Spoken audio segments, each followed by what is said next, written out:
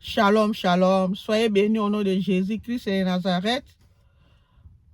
Nous partageons aujourd'hui la parole de Dieu, la continuité de ce que nous avons commencé la fois passée. La fois passée, j'ai parlé de aligne ton cœur au cursus divin. Et là, nous avons montré qu'il y a les préalables pour arriver à cela. Vous devez avoir le Saint-Esprit de Dieu. Vous devez marcher selon l'Esprit. Et aussi, il faut demeurer dans la parole de Dieu. Et aujourd'hui, nous allons parler des valeurs indispensables produites par le Saint-Esprit. Ces valeurs sont aussi sont capitales pour nous amener à une vie selon Dieu, pour nous aligner à la volonté de Dieu. Nous avons le premier point ou la première valeur, c'est la foi ferme. Quand nous acceptons Jésus-Christ, nous plaçons notre foi parce que la Bible nous dit que c'est par la grâce que nous sommes sauvés par les moyens de la foi. Donc nous croyons que Jésus-Christ est mort et il est ressuscité. Nous croyons qu'il est venu pour nous racheter du mal. Quand nous croyons à cela, c'est-à-dire nous plaçons notre foi à la parole de Dieu. Mais ici maintenant, on nous dit que cette foi-là devient ferme. Donc, on parle d'une foi ferme, c'est-à-dire une foi qui ne bouge pas. Parce que nous sommes dans le monde où nous rencontrons beaucoup de problèmes. Parfois, nous sommes dans des circonstances difficiles. Nous rencontrons des problèmes, des obstacles dans notre vie. Mais malgré cela, malgré les situations difficiles, nous devons garder notre foi en Jésus-Christ, en la parole de Dieu. Nous devons avoir une foi ferme. Donc, cette valeur-là, la foi ferme, c'est une valeur indispensable pour arriver à aligner notre vie à la volonté de Dieu. Donc, nous devons avoir une foi ferme. Ici, j'ai pris l'exemple de Job. Job était malade. Nous savons l'histoire de Job. Il a trop souffert. Dans la souffrance, dans la maladie, il perd encore des histoires. Il perd tous ses biens. Il perd ses enfants. Donc, Job a subi des situations très difficiles. Donc, des épreuves très difficiles. Il est passé par des épreuves difficiles. Mais malgré cela, il a tenu bon. Il a gardé sa foi. Et jusqu'à dire même que mon Rédempteur s'élèvera. Il savait que Dieu va intervenir. Il n'a pas abandonné la foi. Il a continué à croire. Donc cette foi, c'est une foi ferme. Donc il avait confiance en son Dieu. Il avait confiance en son Dieu, quels que soient les moments difficiles auxquels il passait. Deuxième point, nous avons retenu la capacité d'écoute. Donc, une foi ferme, la capacité d'écoute de la voix de Dieu. Là, nous lisons dans Jean 10, verset 26 à 27. Jean 10, 26 à 27. Mais vous ne croyez pas parce que vous n'êtes pas mes brebis. Mes brebis entendent ma voix, je les connais et elles me suivent. Je monte un peu, je prends le verset 24. Les Juifs l'entourèrent et lui dirent, jusqu'à quand tiendras-tu notre esprit en suspense? Si tu es le Christ, dis-le-nous franchement. 25, Jésus leur répondit, je vous l'ai dit et vous ne croyez pas.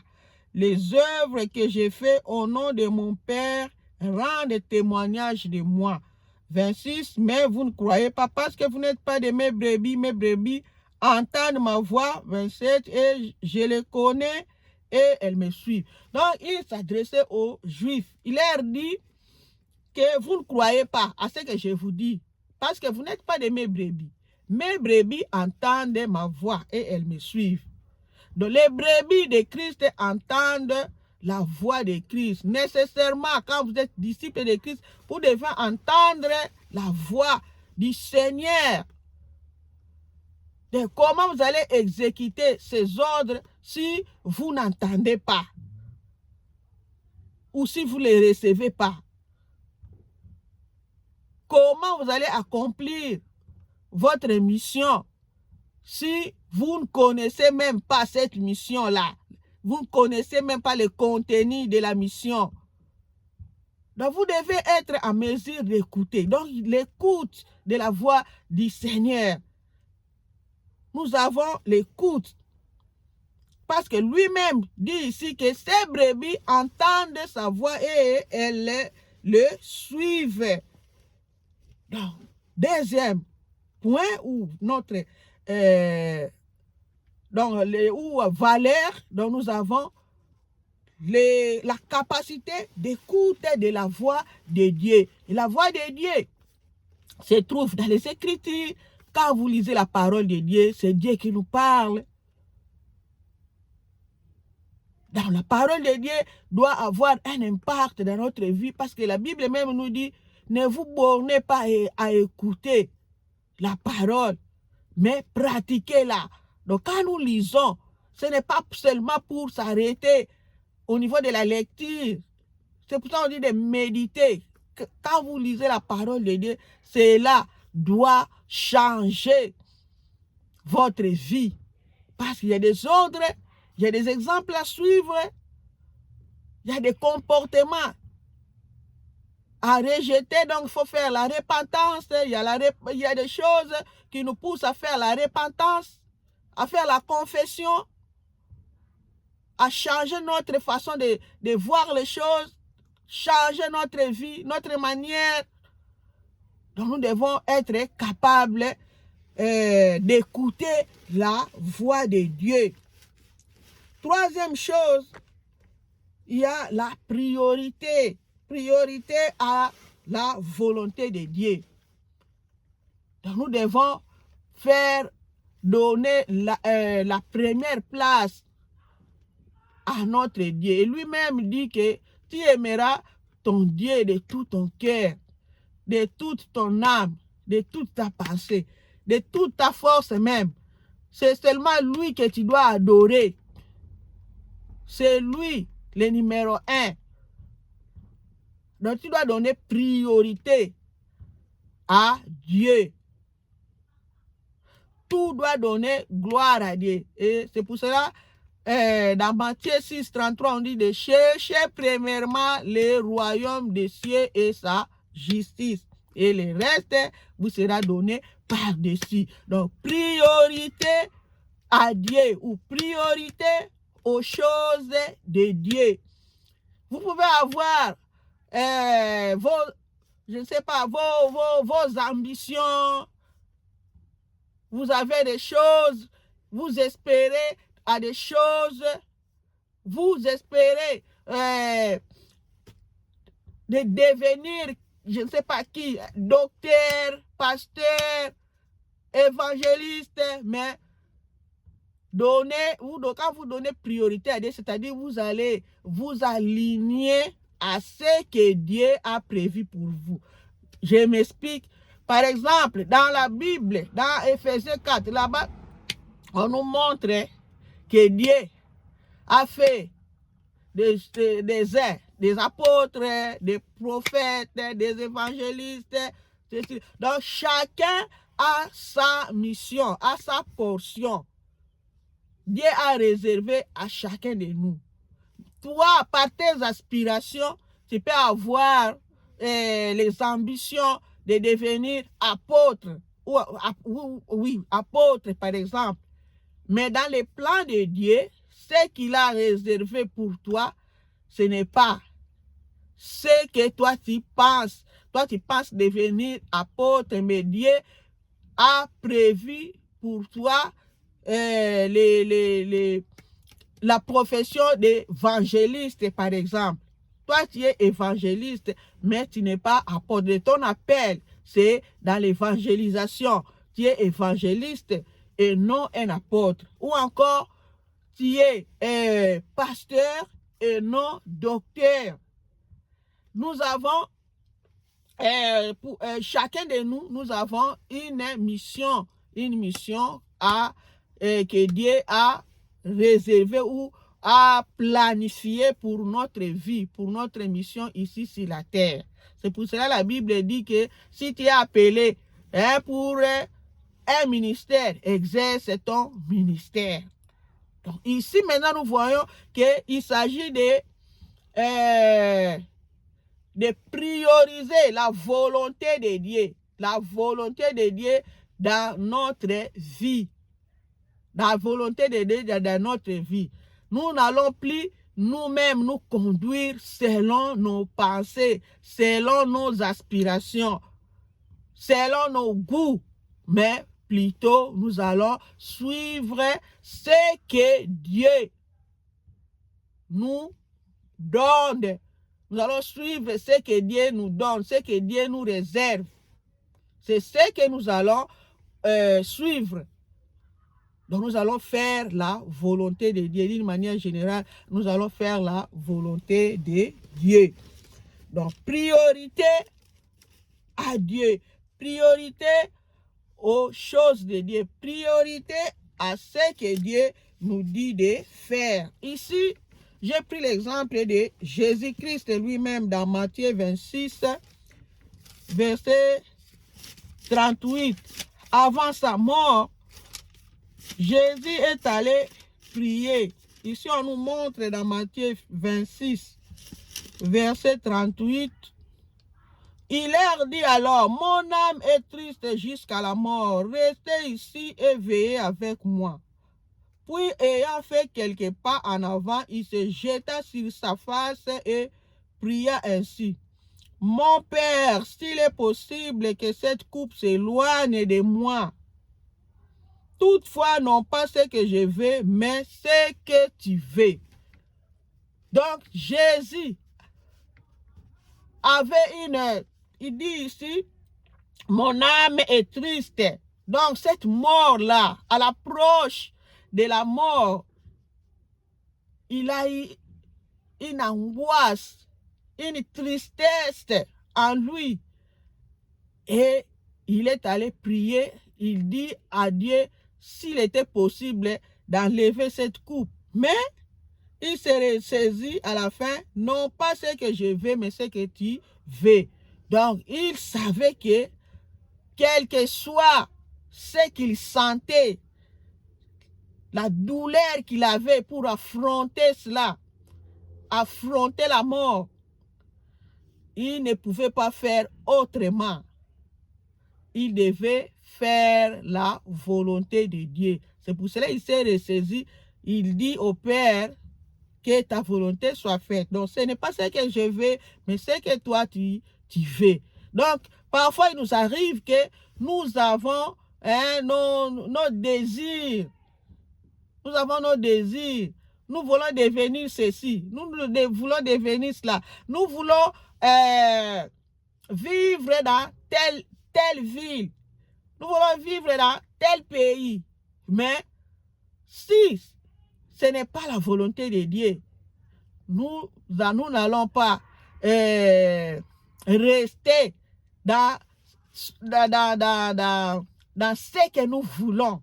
Hein? C'est-à-dire, nous n'allons pas exécuter notre désir. Nous n'allons pas exécuter ce que nous voulons. Nous allons nous incliner.